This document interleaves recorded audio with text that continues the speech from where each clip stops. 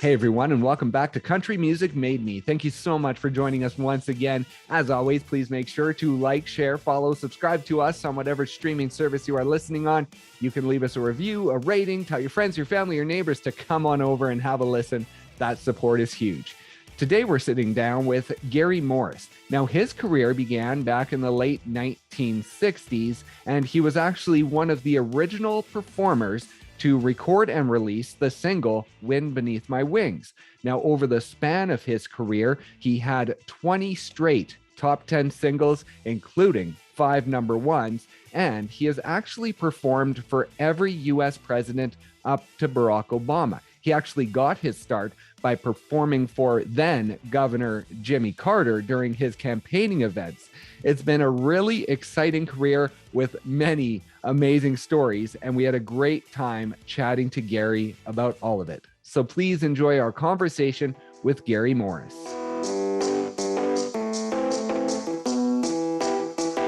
I heard you mention in another interview that you were a member of Barton Creek. Now, are you still a member there? Lifetime. And what is it like? I looked it up, and 3 championship courses and this whole thing going on. Have you played? Are you a golfer? Do you play golf there, or is it the other stuff that you take advantage of? Darrell Royal was a coach at University of Texas, famous football coach. Right. And a big fan of mine. So he invited me down. They used to have the Willie Nelson, Darrell Royal golf tournament every year. And so I went and played and then sang. And then one time he called and said, I mean, it's funny, you'd appreciate this. I'm in a hotel room. I've never met him to begin with. And of course, I grew up in Texas. So Coach Royal was like royalty, literally. And I got this phone call in my hotel room, said, Gary, yeah, this is Coach Royal. I'm thinking, how does he know where my hotel room is? I was playing a big outdoor concert there. And he said, you want to go play golf? I went, yeah, sure. I'll pick you up in 10 minutes. So I went and played at Barton Creek. And then the next time I came, he did it again. And then I had a trip down and I got a call from him. He had my cell phone number. How he got it, I don't know. But he called me and said, hey, we want you to do, like, with the symphony, a show on the green at Barton Creek. And what we'll do is we'll give you a free lifetime membership at Barton Creek. So I went down and sang with the symphony, and make a long story short, I decided if I'm going to be a member, I want to find some land around here. And I bought a couple 100 acres on Lake Travis, which borders it, what then became Barton Creek at the lake. And I kept it for 9 years. All I did was put a teepee up on it. I'd go down to stay in the teepee and then go over to the men's club, take a shower. And eventually a guy came along, the CFO of Dell Computers, and offered me way too much money for it. And I sold it. And then I bought the place in Colorado after that. So that's my short version of Barton Creek. I'm still a lifetime member. Same thing with Ridgely Country Club in Fort Worth, a lifetime member there. I know you've talked about before that your career is sort of made up of these wow moments, like just like becoming a member of Barton Creek. It's not something you searched out. It's just something that sort of came to you, and that has been your entire career, basically. If I would love to tell you I had a plan. And if I ever had a plan, it was back in college when I planned on playing professional. I thought I'd play professional baseball. And I took a summer vacation to Colorado with a couple of boys that I grew up with. One I grew up with and one that was already at Texas Tech. We went to Colorado to chase girls and play for a summer, get a construction job or something. And I ended up playing music. And at the end of the summer, I either had to was going to go back to Texas Tech and play football. And I got no cartilage in my nose, this scar from football, 14 broken bones in my feet. Now I've had this shoulder replaced and both knees. At the end of the summer, it was either I was playing music. It's either play music and stay or go back and get beat up some more. So I chose music, and the rest is what they say, not the most eventful history, but And that music side of things, although at that point you weren't focused on it, it's something that had been a part of your life growing up, correct? Because I know one of the first memories was a talent show that you and your twin sister took part in. And what grade were you in? Like grade 3 or 4 when that happened? yeah, third grade. And I got my first real lesson about the politics of music. And I didn't understand it, but third graders aren't supposed to win. The sixth graders are. And suddenly this third grader won the talent show. We're singing an old country song. This old house once knew my children. This old house once knew my wife. And sitting on a bale of hay, and my twin sister playing the piano, and we won. And it wasn't the coolest reception from the older kids, you know. Right. So it's a good preparation for being in the music business, though. Right. And so all the way along, even though music didn't really take hold until that trip to Colorado in college, it was something that was sort of with you from your Yeah, youth. absolutely. I mean, Buddy Holly and Elvis, who came out in the 50s, that was the first time music was really played anywhere that wasn't orchestrated. You know, the early TV shows, which were way before your time, Lawrence Welk, Snooky Lanson in the Hit Parade, everything was orchestrated. All the movie scores were orchestrated. Everything was orchestrated. And then suddenly had Buddy Holly come along, made his trip over to Europe, and everybody who's anybody from the British invasion all saw Holly on that one like 28-day tour. And suddenly there was a chance for people to make music with just guitars and just, I mean, it was a big change. So it's always been with me. I bought my first guitar. I was I think a freshman in high school, and what really got me thinking more about music was the Beatles. Right. Because suddenly there was these young kids who had a big following, but they had lyrics and melodies. And I liked lyrics and melodies. I wasn't a Stones fan. I was a Beatles fan. I wanted more melodic things, which is pretty much shows up in the recording I've done as an artist, Yeah. And after singing in Colorado and sort of realizing that you could make money, all of a sudden that world opened up for you, right? And did you kind of have that realization that, oh man, yeah, this could work? It was really, if you look, I was 20 years old. It was a summer job, and this guy at a club called Taylor Supper Club, there was a trio, and we went up and sang in front of the crowd, kind of an audition, and the place erupted. I had hair as short as yours and no facial hair, and it was 1969, right in the middle of the hippie, long hair Colorado reality. And we walked up on stage and sang Hank Williams and Glenn Campbell, and a 15-minute set. So he said, we walked off stage. He says, I'll give you each $100 a week. I want you to do 2 15-minute sets. It was a place with continuous entertainment. Every week for 10 weeks, he gave us each $100 a week raise. At the end of 10 weeks, I was making $1,000 a week to go sing. And at the end of the summer, I had to decide whether to go back and play football at Texas Tech or do music. Pretty easy decision at that point. It was. Besides, there were all the girls and all the trappings of Colorado. I'm an avid outdoor guy. I like to fly, fish, and hunt. And so, I mean, I basically said, I'm here. I'm your guy.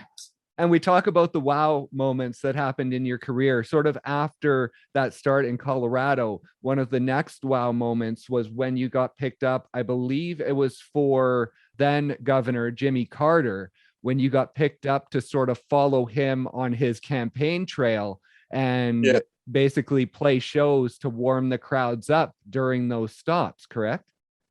Yeah, it was really, that's absolutely true. And it was totally accidental.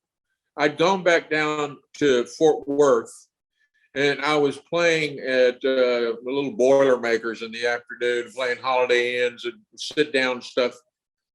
And there, the Fort Worth Star Telegram, which is the big paper, had some big spread that Lloyd Benson, who was a senator, was running for president, and they were trying to keep this guy that I didn't know anything about, but the governor of Georgia, off the ballot.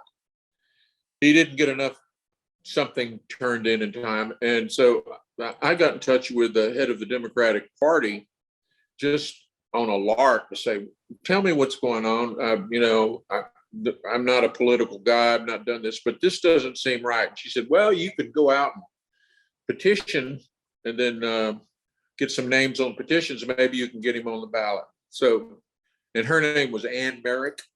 And so I went out, my little trio that I had played with, and we half a day got names on petitions, turned them in. I thought it was over. And then about 2 weeks later, I got a call from a guy named Jody Powell, who ended up being his press secretary.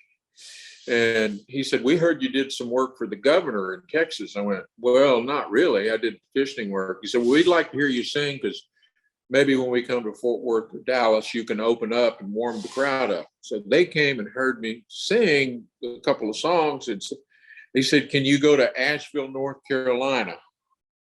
And I said, well, when are you talking about? He said, this was a Monday. And he said, well, we need you there on Friday. It's the governor's first really big event in the stadium or the arena there at the college. So I had an old Chevy van, and I loaded it up and drove to Asheville, North Carolina, and we went on stage. And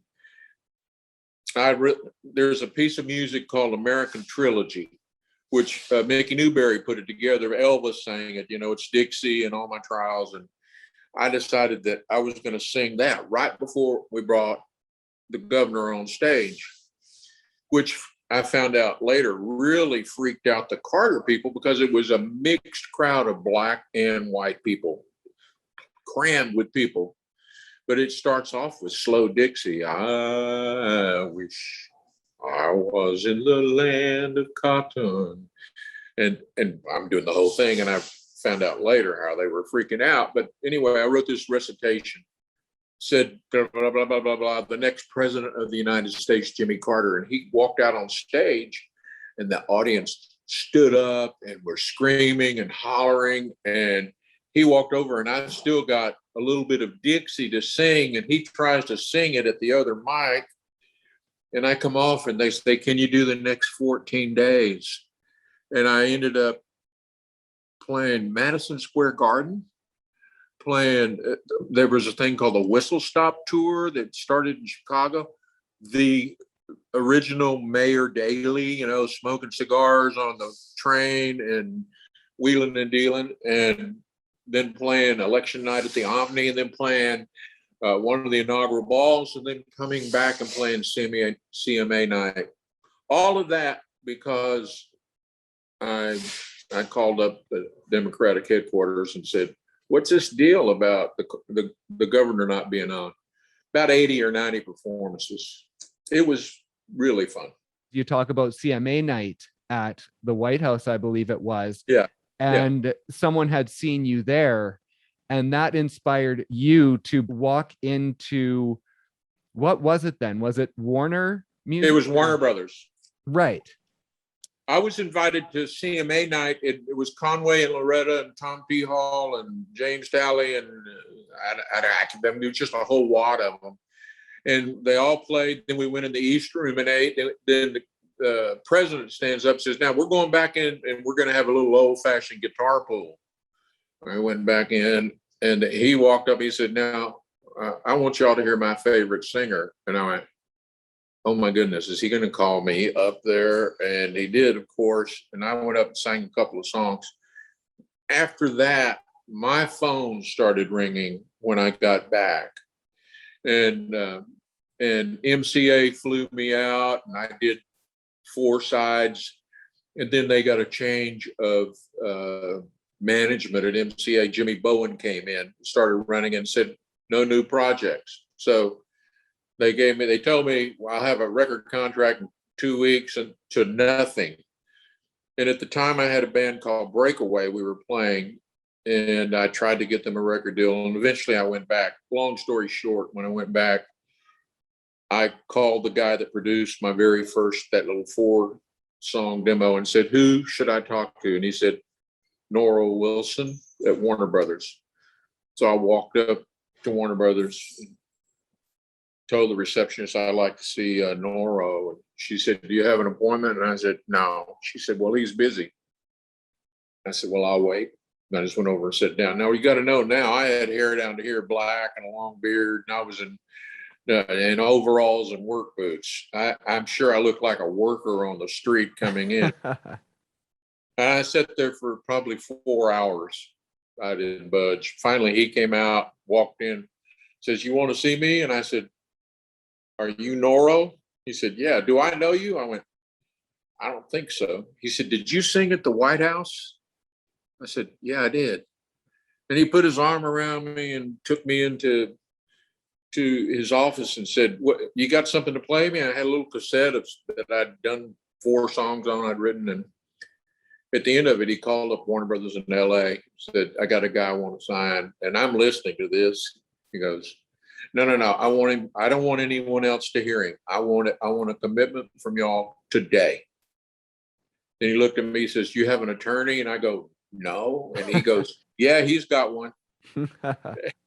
Okay, click. Congratulations, you're on Warner Brothers. Just like that.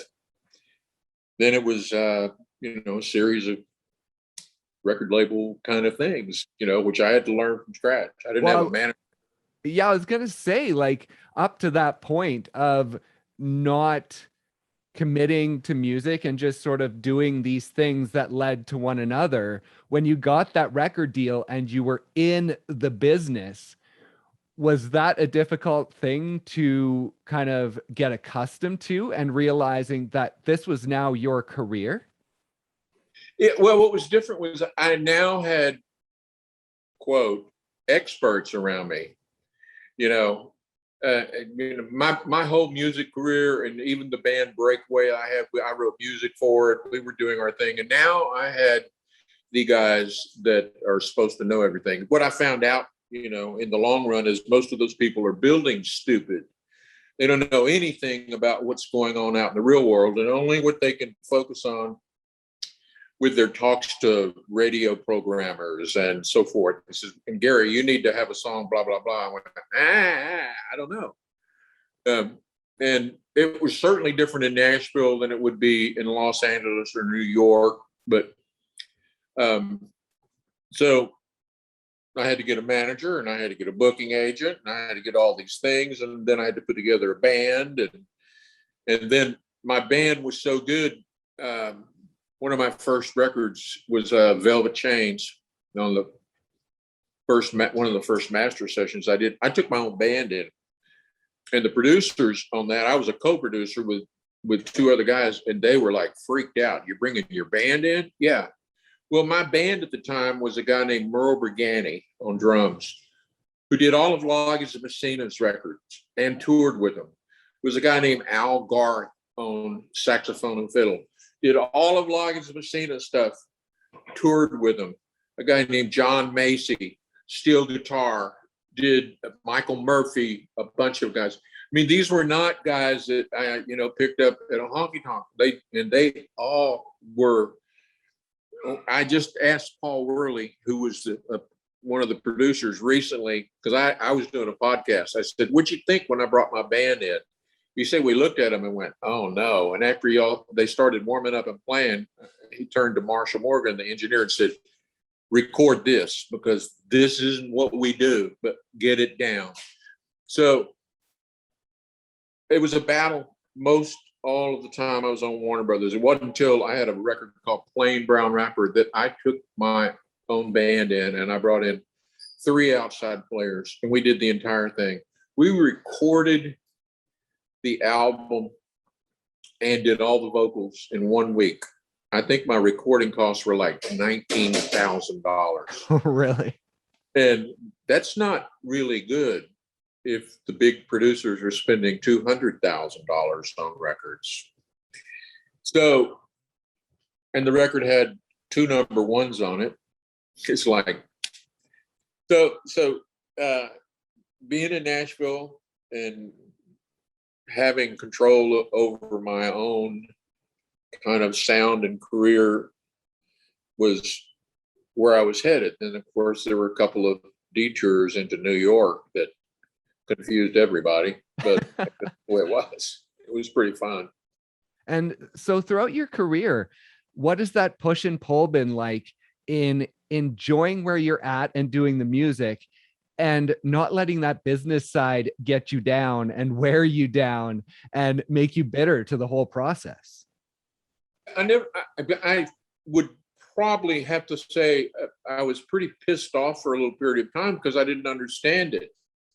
And then I figured it out. I mean, basically, if you can go from a string of number ones to 0, I'm talking about 0 airplays, then there's other forces against you. That's when I started my TV show called The North American Sportsman, which is also a love of mine. I went, okay, well, if we're not going to do this, let me do that. And it ran for 5 years. And the last quarter that it was on, it was the number 1 show on the sports block. And I said, okay, I've done that. Now what am I going to do? And so I go out solo. I take 3 guitars, they're different tunings, and I continue to record. Have the records are on my website, and it's interesting because I go out and play, and I get requests for songs that were not hits, that were album cuts and stuff off my new records. So somebody's getting them somewhere. Yeah, your most recent album was 2018 and Sense of Pride. Now, I've heard you talk about that's one of your most personal albums. And so what is it like in this point in your life to have that outlet, to still have that songwriting where you can sort of pour that emotion out and put it on paper and get it out of you in that way? It's great. It's great. And I'm not at the point where I have to try to create music for a format. Now, the thing about the Sense of Pride album, which I did at the end of 2018, beginning of 2019, it's almost all acoustic. It's and it fits what I can go out and do. And it's there's every song but one on it I wrote. And so when I say it's the most personal, there's a song on there called I'm in Church, and I get a request for it every concert. And that means somebody out there has found it. And so it's cool. And if I didn't get a request for it at all, it wouldn't matter. I'm going to do it. It's the beginning of the second half of the show. And but it's really an expression of being an outdoor guy. Part of the reasons I've been up in your part of the world, I was a keynote speaker in Edmonton, Alberta for Pope and Young at their national convention. Pope and Young being the archers, Right. Yeah, so I've hunted and fished all over there, and I'm in Church is about being in nature. And it's a really interesting, I mean, for me, a concept is that I'm not saying it from a sacrilegious point of view. I'm just saying that, God is not in just bricks and mortar. I mean, when you walk outside, the beauty of nature is there, whether you're hunting or fishing or hiking or just sitting in the woods. So that song, and I wrote most of the lyric before I was on my way to New Zealand, and I wrote a second song down there with my buddy. I was duck hunting. We came out of the duck blind. It was almost dark, and I said, I got this idea for a song. He said, what is it? I said, it's called Paint Me a River. He said, "Where does that come up? Where does that come from?" I said, No. And not like paint me a river. I make me a river is really what it is. Paint me a river and let it be me. And then paint me a sunrise. Let it be me. Let me enjoy all these things. So that creative spark sometimes happens in a duck blind. Sometimes happens on the front porch. I just want to be available when it happens. And you mentioned that where you are right now, you're working on some music. And so what does that look like right now? What are you working on for the future? Well, interestingly enough, I've had this song and I've just now got a demo of it. It's a woman song. It's the first time I've really actually written a song for a woman to sing, and it's called "I'm Not Eve." And it's the thing has been going around in my head, and I've been messing around with it for probably at least 6 months. And it started with a certain chord, and it's the first song I've ever written on a piano. I've written everything else with a guitar, but I sit down at my piano and I start playing this chord progression, and this popped into my head. I've just got, in fact, before this podcast, I put a call into Paul Worley, guitar player who co-produced on my first record, and I want to send it to him and say, I got to hear you playing guitar on this. But so that I have probably 20 other new songs that nobody's heard that I've even written or co-written. And then it's a matter of paring it down and finding a time and how do I want to record them. And throughout this whole journey that we talked about, is it easy to sort of sit back and sort of reminisce on it and be sort of amazed what you've been able to accomplish? Or are you just sort of always looking to the next thing and just keeping things moving forward? That's a great question. I just got asked, you said, you have to write your story. You have to write your story because it doesn't matter who's talking about what. It seemed like I have a story for it. I've been to the Amazon fishing, and I've been to Africa, and I've looked at, I had a leopard up in a tree, and I've done all this stuff, and we'll be talking, and it doesn't matter. Something about Niagara Falls. Oh yeah, we did this thing up there. I was in Buffalo, New York.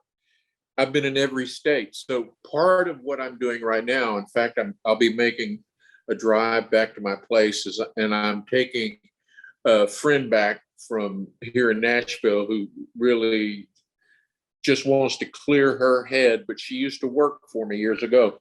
And we're starting my story, my book, whatever it is. And it's, I mean, you have an outline of a lot of it, but there's just so many personal things along the way, people that were influenced me that as I start kind of reminiscing over it, I go, wow. Merle Haggard opened for me up in your country. Oh, really? An outdoor event with 10,000 people there. And I was really pissed off. I went, this is not right. I was a Merle Haggard fan way before I started making music. But here's the deal. I had 3 or 4 number ones in a row, and country radio wasn't playing Merle. Right. And it was up in British Columbia, and it was an outdoor festival, and Merle opened. He was there. He went on while it was still daylight, and I came on under the lights. And so, I mean, you can hardly talk about all of the things. Singing Amazing Grace with George Jones, Closing a Night. I never sang with Paul or Ringo or any of those guys, but I've sung with all of the best of the biggest of country that are around. George, Merle, Kenny, Dolly, the list goes on. Of course, did an album with Crystal, sang with Loretta, Tammy. And I didn't realize really that was special. It was just like, well, we're doing this, Right. Let's sing it. Did a duet with Lynn Anderson And, then the history of Lynn Anderson and her family and it's like, I just thought about it. It was just like, that'll be fun. Let's do it. See how it turns out. It's kind of been my attitude all along. My mom told me, I've probably worn this story out. She talked to me about like training fleas. This is going to sound a little strange, but training fleas and they put them in what we call Mexican jumping beans, and they'll heat them up at sideshows at a carnival. And she said the way they train them is they put them in a jar, and they screw a lid on it. This flea will jump, and it will stop just a little bit short of the lid after a while. Then you can take the lid off; it'll never go any higher. And then my mom said, don't ever let anyone put a lid on you. And it just stuck, out of all the things that stuck. So when they said, you shouldn't do La Boheme, I didn't really want to, but LA wanted me to. When you said you shouldn't do Jean Valjean, I went, it's number one show on Broadway. It's the lead role. How can that hurt me? Well, it made me not one of them. But hooray for them. It's like, great. There's new guys. There has to be old guys, until we go. And do you ever look back at your first trip to Colorado and ever think, what would life be like if I had returned to play ball? I have a few times, and people ask me, would you change anything? And I'll go, no. Because I'm really happy where I am, and I make one change. I decide I don't want to go to Colorado with these two boys. I decide I don't want to go to New Zealand and do a TV show, and one of my best friends on the planet is from New Zealand now and came back and worked with me on the road. And he married a girl, has one of his children was born here in America, has dual citizenship. One change. I don't want to go to New Zealand, do that. And everything has brought me to a really wonderful place. My life is really good. I have plenty of work. I'd love to come up and play more up in your area. Maybe we'll work that out sometime. I'm really a big fan of British Columbia. That's awesome. It feels like, especially in your life, people often say things happen for a reason. And it feels like your life is a whole string of it happened for a reason. I have a real rare disease in my mother's family. It's called ataxia. And all of my nephews and cousins and aunts and uncles on my mother's side died of ataxia. My mother's sister died in our house. She was in her late 40s. I didn't get it. My mom didn't get it. My mom is the only one of the kids in her family that didn't get it. So the chain was broken.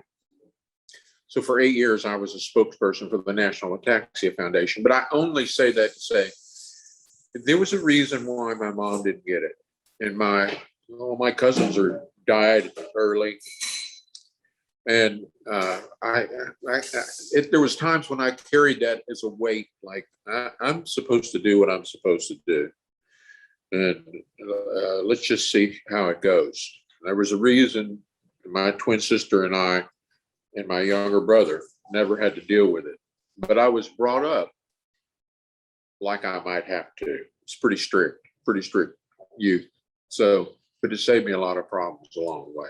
It's been a treat learning about your journey. You've done so much, accomplished so much. And like I say, I hope you do get the chance to sort of look back as you're writing your book or your memoirs or whatever it turns out to be and sort of realize how special it was. Because I know it can just sort of seem to you probably like it's your life and it's just what happened, but it is very special. And I thank you so much for joining us and telling us all about it. It was my pleasure, and thanks for having me on your show.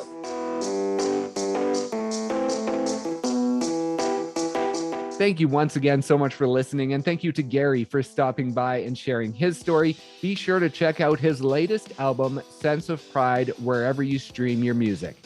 Please also be sure to like, share, follow, subscribe to us wherever you're listening. Leave us a review, a rating, tell your friends, your family, your neighbors to come on over and have a listen. That support is huge. Thank you once again for listening, and we'll see you next time on Country Music Made Me.